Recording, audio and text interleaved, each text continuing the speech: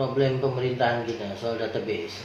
Ada database-nya saja tidak menjamin, gitu ya, tidak menjamin. Karena bisa soal raw materialnya, database-nya. Yang kedua soal integritas Presiden Jokowi dilantik di Agustus, ingin melakukan apa yang disebut dengan Omnibus Law. Diulangi lagi ketika menjelang pelantikan kabinet. Karena Omnibus Law ini kan tradisi Anglo-Saxons. Kita mungkin ingin berkiblat pada Amerika, soal kefarmasian, soal perpajakan, soal ibu kota baru, dan soal ketenaga kerjaan.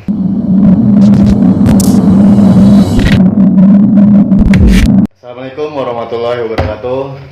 Jadi balik lagi nih di channel Down to Earth ID, masih bersama saya Gasan Syagi Kalbak dan Bapak Fuad yang mengaku masih jiwa muda, Pak. Tapi jiwa emang muda sih walaupun umur udah 40-an, Pak ya. Kayak 19. Oke, Pak, ini kan tadi kita udah bahas hampir sejam lah Pak tentang anak muda. Iya. Udah menyinggung ya anak-anak muda kayak gimana gitu kan, Pak. Sekarang giliran saya balas dendam, Pak, ke generasi Bapak, Pak. Oke, jadi sekarang kita mau bahas tentang Omnibus Law nih. Nah, Pak, ini kan saya bacanya juga sedikit miris sih, Pak ya. Saya baca ini, Pak, ahli dibikin gemas, Parlemen Dunia bahas Corona, DPR RI bahas Omnibus Law. Iya. Bapak sebagai ini kan generasi Bapak lah, Pak. Menyikapinya kayak gimana, Pak? Ya, kita lihat dulu anatomi kasusnya. Iya. Jadi nanti kita lihat substansinya. Apa sih ini Omnibus Law? Tujuannya apa? Prosesnya bagaimana? Lalu kemudian bagaimana menimbulkan kontroversi, polemik di masyarakat, gitu ya. Apalagi dalam kondisi COVID-19 ini. Jadi kita flashback, dimunculkan isu ini ketika Presiden Jokowi dilantik di Agustus, ingin melakukan apa yang disebut dengan Omnibus Law. Diulangi lagi ketika menjelang pelantikan kabinet. Karena Omnibus Law ini kan tradisi Anglo-Saxons. Kita mungkin ingin berkiblat pada Amerika yang sudah menggunakan Omnibus Law. Jadi undang-undang yang banyak itu akan direvisi, bahkan akan dilebur menjadi satu undang-undang. Kalau kayak anak SD itu dulu pelajaran ada matematika, IPA, IPS diganti jadi tematik, satu buku merangkum semuanya, kira-kira begitu. Undang-undang ini merangkum semuanya. Nah, sebetulnya ada 4 yang di cover dalam rencananya Omnibus Law ini. Soal kefarmasian, soal perpajakan, soal ibu kota baru, dan soal ketenaga kerjaan. Tapi yang menimbulkan polemik benar-benar soal ketenaga kerjaan, gitu ya. Dan Presiden menyebutkan tujuannya adalah salah satunya untuk meningkatkan investasi. Benar. Kemudian untuk melakukan sinkronisasi perundang-undangan, menyederhanakan perundang-undangan. Kalau kita lihat ini obesitas perundang-undangan, ada sekitar 60.000 perundang-undangan. Ini sangat menghambat untuk proses percepatan pembangunan, gitu. Itu kira-kira. Tapi tujuan ini kan bisa di-challenge sebetulnya. Pertama, kalau misalnya asumsinya untuk investasi, lihat tren setahun belakangan, apa memang investasi kita menurun? Pengamat ekonomi misalnya Faisal Basri mengatakan tingkat investasi kita biasa, cukup baik, gitu ya. Yang bermasalah adalah pertumbuhan ekonomi yang mengalami stagnan, itu bisa di-challenge. Yang kedua, karena misalnya investor asing tidak berani masuk ke Indonesia, itu juga perlu ditelusuri. Apa masalahnya? Apakah masalah birokrasi perizinan yang begitu panjang? Yang kedua, apakah karena upah buruh yang dianggap tinggi? Yang ketiga, boleh jadi karena korupsi, karena pungli. Mereka kapok gitu, terlalu banyak meja, tiap meja harus bayar. Dan bisa jadi karena tidak ada kepastian hukum. Ini kan harus dibedah sebetulnya apa alasannya. Tapi sudahlah, ini sudah terlanjur muncul, gitu ya. Lalu kemudian menimbulkan polemik di masyarakat. Polemiknya begini, Mas Hasan. Ya, bukan cuma soal substansinya, soal prosesnya. Presiden menargetkan 100 hari, bayangin. Dari 79 undang-undang mau direvisi jadi satu undang-undang, ya. Ada sekitar 174 pasal, 15 bab. Dikasih waktu 3 bulan harus rampung. itu kan proses dari mulai penyusunan RUU kemudian kepada DPR, nggak tahu bagaimana melibatkan partisipasi publiknya dan harus selesai ditarget seperti itu meskipun sudah meleset ya. Harusnya November atau Desember selesai gitu. Jadi ini substansi awalnya gitu ya. Nah, kontroversinya di prosesnya. Bagaimana menimbulkan kontroversi? Karena terkesan oleh bukan cuma masyarakat tetapi para pengamat, YLBHI, orang-orang yang berkepentingan soal ini memberikan kesaksian bahwa pemerintah ini cenderung ngumpet-ngumpet, diam-diam dan tergesa-gesa. Buktinya apa? Mereka tidak mendapatkan akses. Kan bahkan salah satu petinggi DPR ketika ditanya naskah akademiknya siapa yang buat, dia juga nggak tahu. Kan ini urut-urutannya perundang-undangan dibuat. Kalau mereka yang berlatar belakang hukum akan mengerti dari prolegnas, proses legislasi nasional itu kan harus dibuat yang disebut dengan naskah akademik, baru kemudian rancangan undang-undang dikirim ke DPR, baru kemudian nanti jadi undang-undang. Nah, dalam proses itu masyarakat merasa tidak dilibatkan. Benar. Nah, pemerintah kok segitu pasal banyak yang dihapus, ini undang-undang besar, omnibus dikumpulkan dalam satu wadah, tidak melibatkan partisipasi publik. Ketika diributkan, pemerintah bereaksi, oh Anda belum apa-apa udah proses, belum jadi. Kemarin kata Pak Mahfud MD Pak ya. Nah, masyarakat bilang kalau udah jadi, maka kita yang rugi, makanya kita ributkan. Terus kemudian pemerintah bereaksi, yang Anda baca itu draftnya bukan yang itu, sudah melalui proses-proses. Nah, masyarakat bertanya, loh kami saja tidak mendapatkan akses. Yang adalah draft-draft yang mana kita nggak tahu. Dari pemerintah tidak mengatakan begini. Kemudian yang kedua soal naskah akademik. Naskah akademik itu kan penting karena naskah akademik itu memberikan naskah akademik itu konsepsi tentang tujuan, sasaran dan bagaimana undang-undang itu dibuat dan harus dibuat secara objektif, kajian literatur, jadi benar-benar murni untuk kebutuhan perundang-undangan yang akan datang gitu ya. Dan naskah akademik itu tidak mesti oleh kalangan perguruan tinggi, orang yang punya kompetensi, tapi dia dalam proses pembuatannya menyerap aspirasi masyarakat, lihat kiri kanan dari segi literatur, dan itu tidak jadi. Yang paling penting dalam naskah akademik itu harus paling tidak berbicara tentang dasar filosofis, yuridis dan sosiologis undang-undang itu. Karena kalau tiga ini tidak dimasukkan, undang-undang itu resikonya bisa tidak ditaati. Pak, ini kita lebih spesifik ya Pak ya, tentang ketenaga kerjaan nih. Apa yang dirugikan nih Pak kalau misalkan dari pihak buruh? Karena kan kalau misalkan dari tiga yang lainnya itu tidak terlalu krusial lah, tidak. Ini kalau dari pihak buruh apa yang merasa dirugikan Pak? Sebetulnya persepsi juga gitu ya. Dari kalangan pengusaha memberikan gambaran, justru ini kita ingin menaikkan taraf hidup buruh dan yang lain investasi. Kan kalau investasi naik juga buruh akan mendapat investasi. Tapi yang disoroti oleh kaum buruh ada beberapa pasal tentang waktu kerja, tentang pengupahan, tentang PHK dan pesangon, tentang tenaga kerja asing. Ini mereka merasa dirugikan. Contoh misalnya, saya nggak tahu ada versi yang mana yang terakhir ya, karena pemerintah selalu berkelit, oh itu sudah diperbaiki, sudah dirubah, sekarang sudah di DPR, ya silakan, Anda punya partisipasi publik.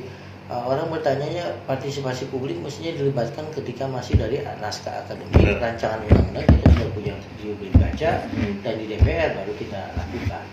Jadi soal misalnya cuti gitu ya, soal masa kerja dulu dikatakan bisa 7 sampai 8 jam per hari dan dalam 1 minggu istirahatnya bisa 2 hari.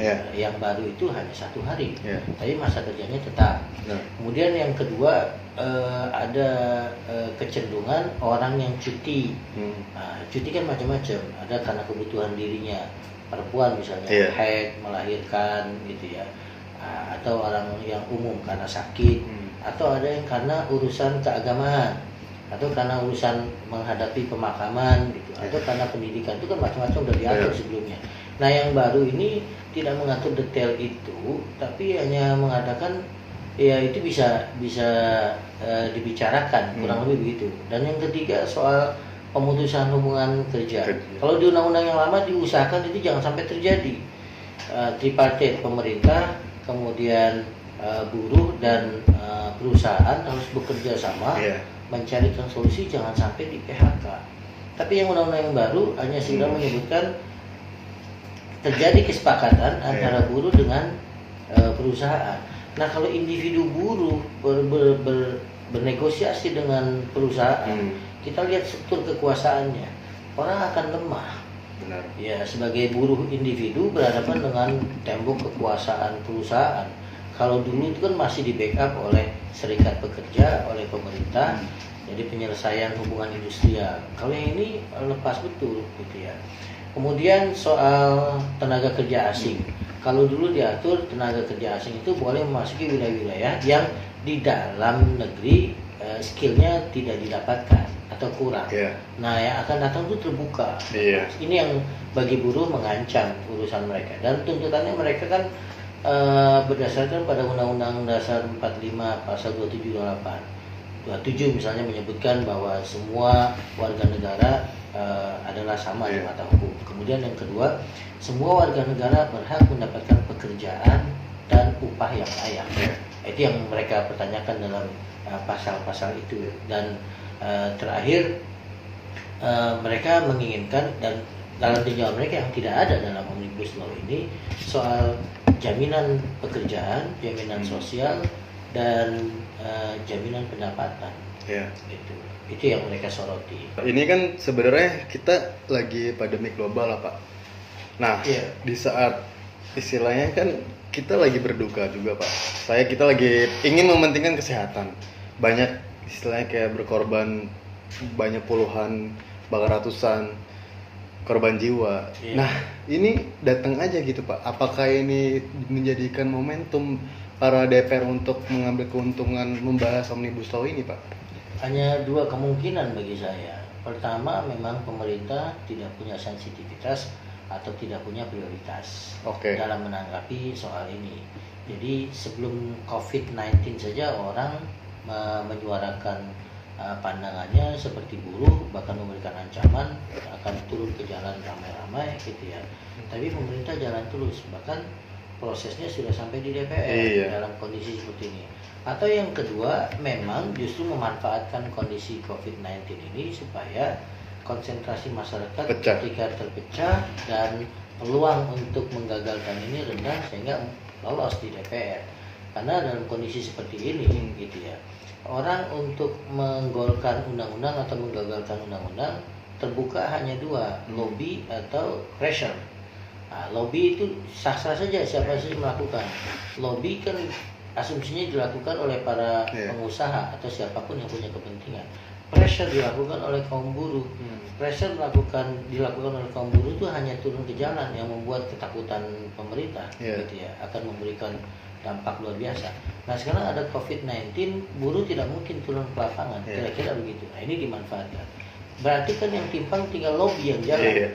Nah, ini yang kita lihat dan masuk ke DPR. Dan sayangnya DPR sekarang sudah tidak ideal dalam perspektif demokrasi. Harusnya DPR itu kan alat kontrol kepada pemerintah di samping membantu untuk proses legislasi atau pembuatan undang-undang. Tapi yang terjadi DPR sendiri, pertama isinya mayoritas adalah anggota partai yang mendukung pemerintah.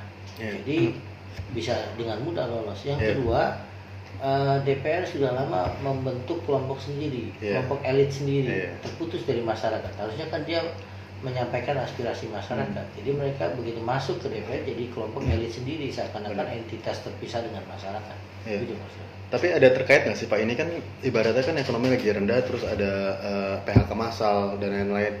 Dan ketika nanti bakal disahkan, istilahnya nanti masa COVID ini udah kelar, itu mereka bakal ngikutin bisnisnya mereka gitu, Pak, bisnisnya pemerintah, dan lebih menguntungkan si pengusaha ini gitu, Pak. Kebaca nggak sih, Pak? Iya, itulah salah satu yang dibaca oleh para pengamat gitu ya.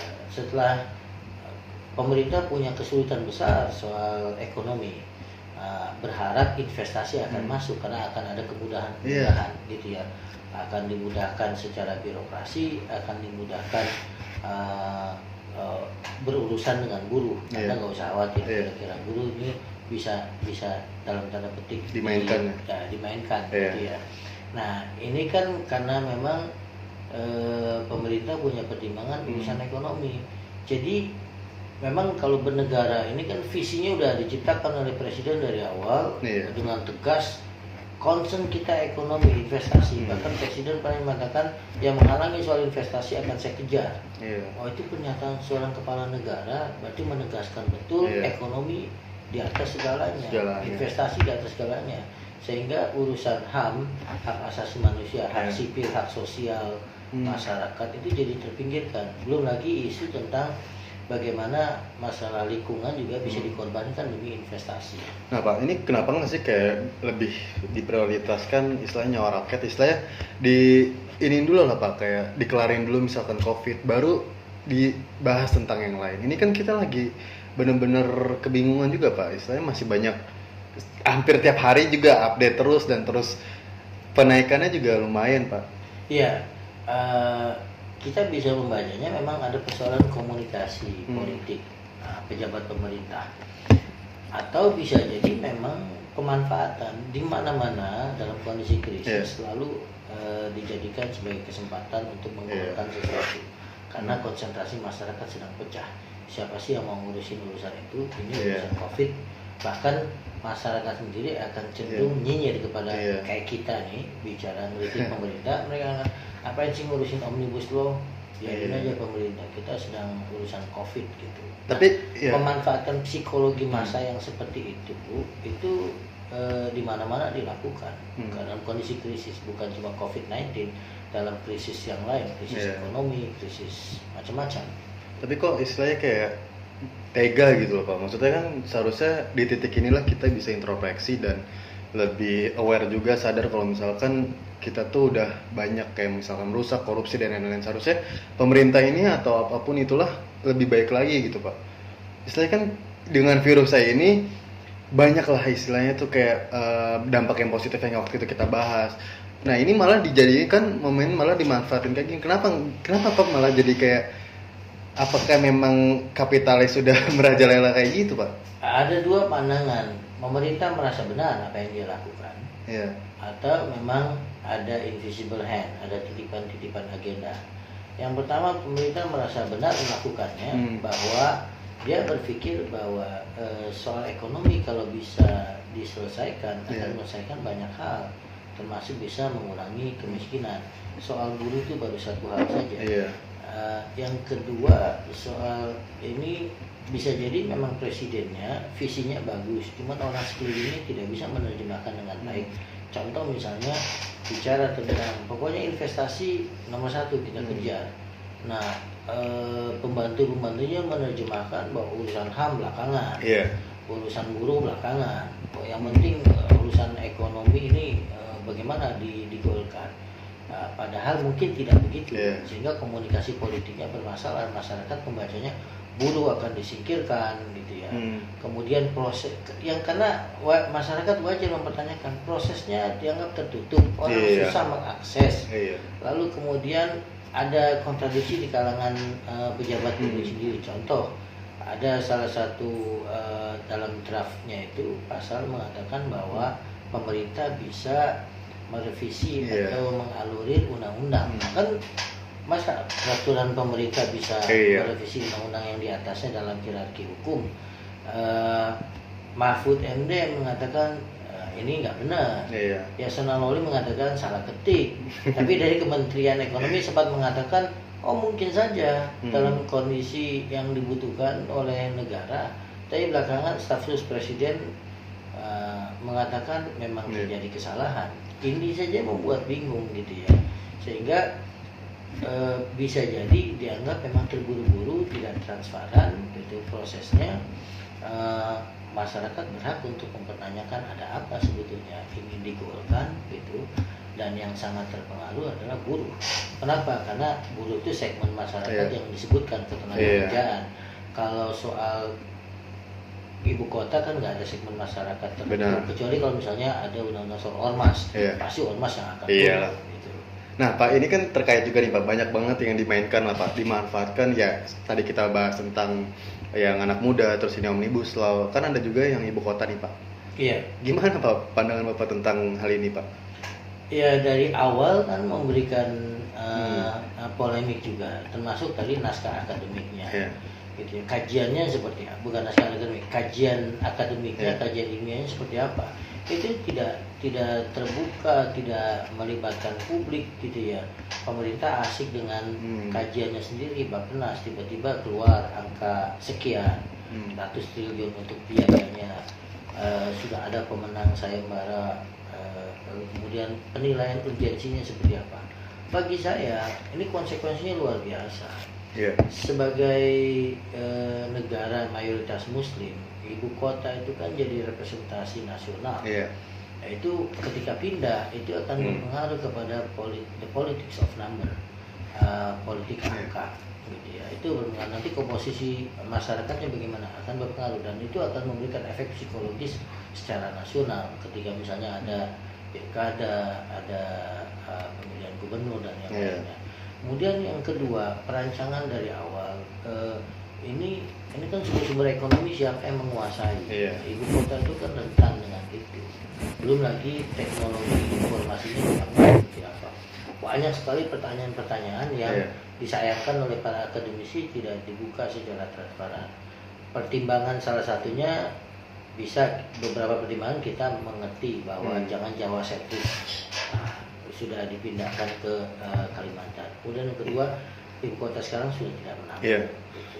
Nah, tapi dalam kondisi COVID seperti ini, orang menyerukan tunda lah. Biayanya dialihkan kepada COVID-19. Nah, MUI juga menyerukan. Bahkan MUI sendiri punya concern baiknya biaya untuk pemindahan ibu kota itu untuk COVID. Yang terjadi apa? Isunya malah bagaimana dana haji mau dipakai buat COVID-19. Ini menimbulkan hal-hal baru. Kita seperti dikagetkan dari waktu ke waktu berbagai banyak hal. Soal stafsus, soal lockdown, soal pidato presiden yang tidak dibarengi dengan antisipasi kebijakan seperti misalnya relaksasi kredit gitu ya. Kemudian bantuan untuk yang terimbas. Kemudian yang terakhir soal ojol. Pak, tapi jujur ya Pak, ini saya sedikit aja Pak menyindir pemerintah Pak. Ini saya kan kemarin itu habis dari majelis ibu saya bagian 500 sembako. Itu saya tanyain Pak, hampir semuanya tidak dapat BLT pemerintah Pak. Iya. 500. Terus saya tanya juga karyawan saya, nggak dapat Pak. Ini kan sebenarnya apa ya Pak? Kalau saya lihat itu kok nggak salah 500.000 atau 600.000 gitu kota Bekasi. Ini duitnya kemana Pak? Pemerintah mungkin masih berargumen gini, ini masih proses. Proses pendataan. Ya, mungkin ada yang belum sampai. Gitu. Yang kedua, memang penyakit bangsa ini itu tadi dalam kondisi apapun selalu melihat peluang, ada peluang untuk memperkaya diri. Kalau mau dibilang oknum, kebanyakan oknumnya itu. Nah, kan masyarakat kita ini yang jadi masalah. Memang berawal dari database. Persoalan itu database, berapa sih jumlah orang yang itu tidak akurat. Nah, kalau diklaim ada 300.000 padahal cuma 200.000, itu kan 100.000 bisa di markup angka itu. Yang kedua, belum lagi tepat sasaran atau tidak. Nah, soal pendataan itu kan lemah kita. Itu masyarakat yang benar-benar tidak terimbas dapat, yang terimbas tidak dapat. Karena misalnya di masyarakat kita untuk mendapatkan harus ada KK dan KTP. Ada orang yang miskin banget nggak pernah tahu urusan administrasi. Akhirnya tidak dapat. Itu bisa menunjukkan itu menjadi regulasi untuk dijadikan alasan nggak sih Pak biar duitnya emang nggak diarahkan ke masyarakat gitu?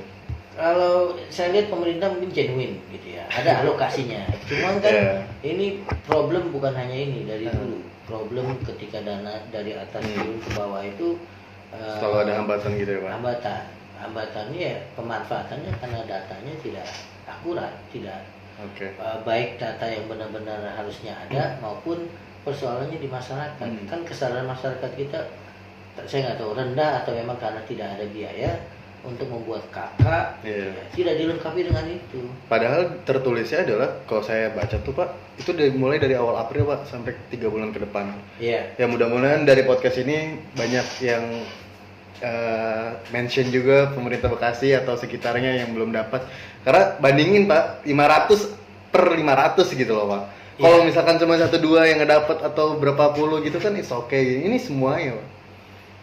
Ya, itu problem pemerintahan kita soal database. Ada database-nya saja tidak menjamin, Iya. ya, tidak menjamin. Karena bisa soal raw materialnya, database-nya. Yang kedua soal integritas para pejabatnya itu. Iya. Artinya ketika diamanahkan ini benar-benar tersalurkan atau tidak.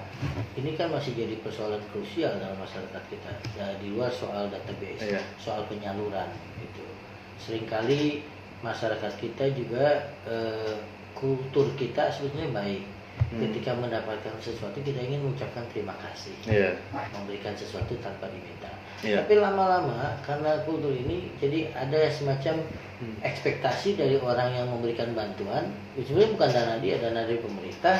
Akhirnya kalau nggak ngasih, loh kok nggak ngasih ke saya? Iya. Gitu. Ini sering kali terjadi. Masyarakat ada penyunatan donasi. Iya.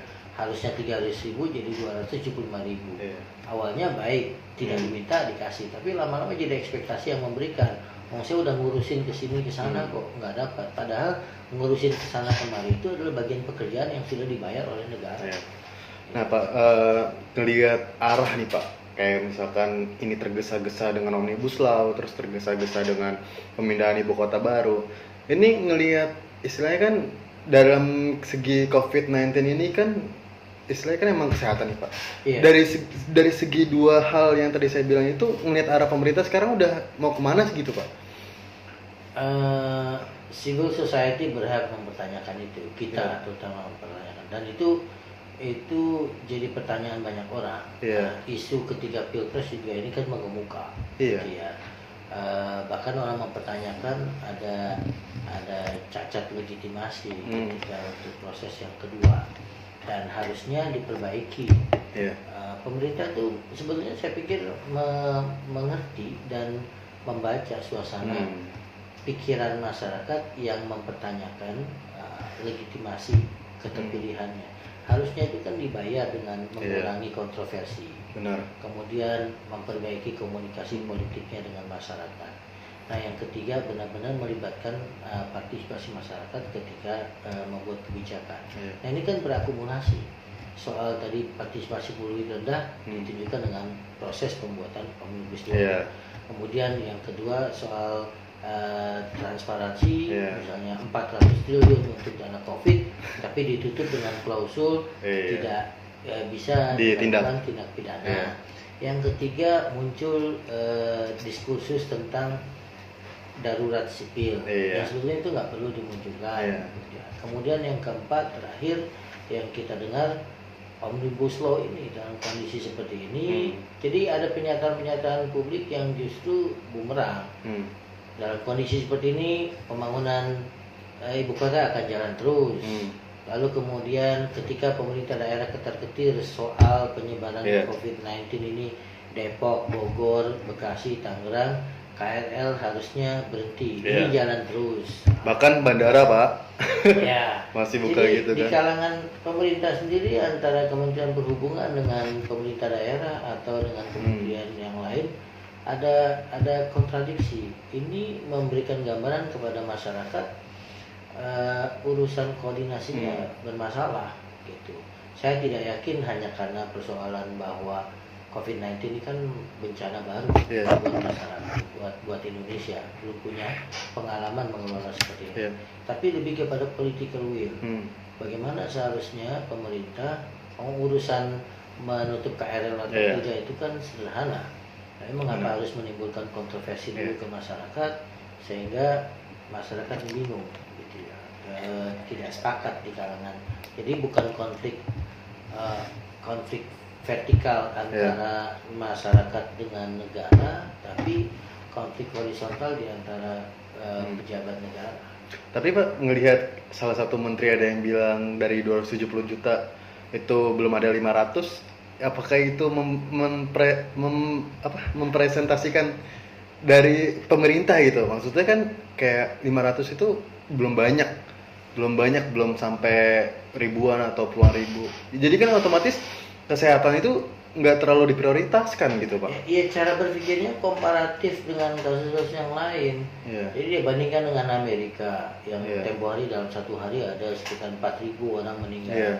Italia sudah di atas 10.000, Amerika di atas 15.000 gitu ya. Kita belum sampai 500.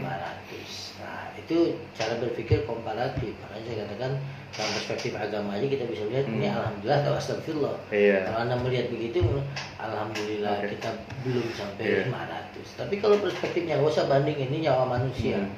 Nyawa manusia, maka saya apresiasi betul pemerintah Belanda yang mengutip Al-Quran. Kalau Anda membunuh satu orang, seakan-akan Anda membunuh orang seluruh dunia. Harusnya itu diinternalisasikan oleh pemerintah bahwa nyawa manusia. Dan yang kita miris itu yang belakangan kita dapatkan informasinya, justru dari kalangan medis itu meninggal cukup tinggi dibandingkan negara-negara lain. Mereka padahal benar-benar tuntutan kerja sekaligus urusan kemanusiaan gitu. Dan itu ya meninggal begitu saja. Artinya bukan begitu saja, ya arti kita punya kepedulian, tapi dilihat secara statistik gitu. Oke Pak, ini kalau ngelihat dari ucapan menteri itu sebenarnya ada etikanya nggak sih Pak di saat kayak gini nih? Ya sebagai pejabat publik gitu ya. Ini posisinya orang jadi bingung. Antara presiden, senior gitu ya. Siapa yang dan nggak ditegur sama presiden gitu loh Pak? Apa takut gitu kan? Ya itu menggambarkan bagaimana pengelolaan pemerintahan gitu ya. Ada orang yang berani pasang badan atas nama negara gitu ya, menganggapnya rakyat dan yang lainnya Anda kurang paham, saya lebih memahami gitu ya. Ini kan kalau saya lihat cara berpikir dia menganggap negara itu paling tahu, negara punya sumber daya gitu, kami melakukan, sudah Anda diam saja gitu. Jadi melihat rakyat, melihat masyarakat itu sebagai orang yang pengetahuannya, sumber dayanya kalah dibandingkan negara.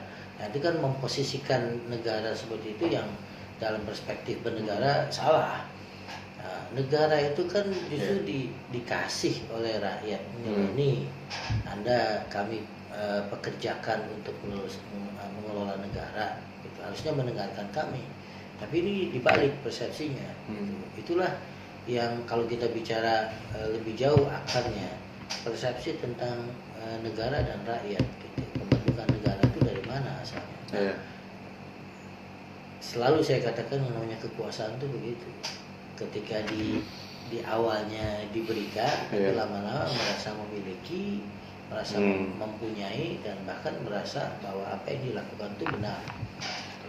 Oke Pak, ini terakhir Pak, kesimpulannya nih Pak dari Omnibus Law dan yang tadi kita bahas nih, ibaratnya sebagai kita masyarakat apa yang harus kita lakuin gitu Pak. Istilahnya kan melihat pemerintah yang mengatas segala-galanya ekonomi daripada kesehatan, ya walaupun nggak terlihat secara kasat mata gitu Pak, cuman itu yang kita rasakan dari berita-berita misalnya Omnibus Law dan pemindahan ibu kota baru kayak gitu. Gimana Pak kesimpulannya? Ya kalau kita lihat misalnya salah satu segmen masyarakat yang terimbas itu kan buruh.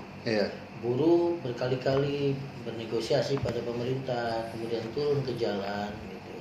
Itu kan artinya mereka punya kepedulian, punya concern bahwa negara ini harus memperhatikan bukan cuma segmen masyarakat tertentu, pengusaha atau investor, tapi kembali kepada undang-undang tadi, pasal 27 ayat 2 bahwa semua warga negara layak mendapatkan pekerjaan dan upah sebagaimana mestinya, artinya layak gitu ya.